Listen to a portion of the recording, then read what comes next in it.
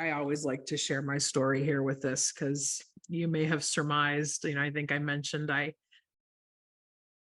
specialize in spiritual and religious trauma. I grew up doubly religious. I have a mother who's very Catholic, a brother who's a Catholic priest. And when I was a young person, my father converted to evangelical Christianity, a very toxic branch of it. So in addition to that religious upbringing, I then got sober through the 12 steps, which, is a spiritual, not religious program, but there can be a lot of toxic spirituality and positivity that happens in 12-step work.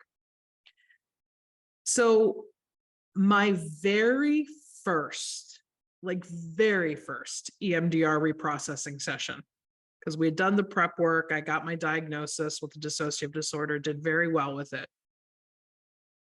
We set up a target that was, really truly one of the most horrific things that ever happened to me. Sets it up, go with that.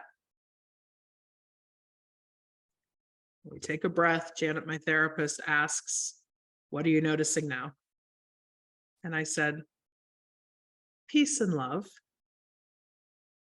Go with that. She stayed with it, go with that. Take a breath. What are you noticing now? Then I think I said something like, "God won't ever give me anything more than I can handle. And this was just something that was meant to be." Go with that. And then the third one, I said something, kind of equally sappy and like, "The resources will hold me. My coping skills will hold me." And then she said, in what was possibly the best interweave ever, "Jamie, you're allowed to go there. That's why you're here." And then the tears broke, the dam busted, and there was no looking back. So, just be mindful that, and in her saying that, there was not a, putting down of like my 12-step or my spiritual practice at that point.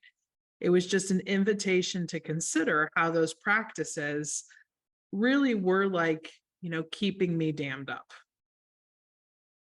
That they had their place, but they were also keeping me from going forward. And so that still remains one of my favorite interweaves. Jamie, you're allowed to go there.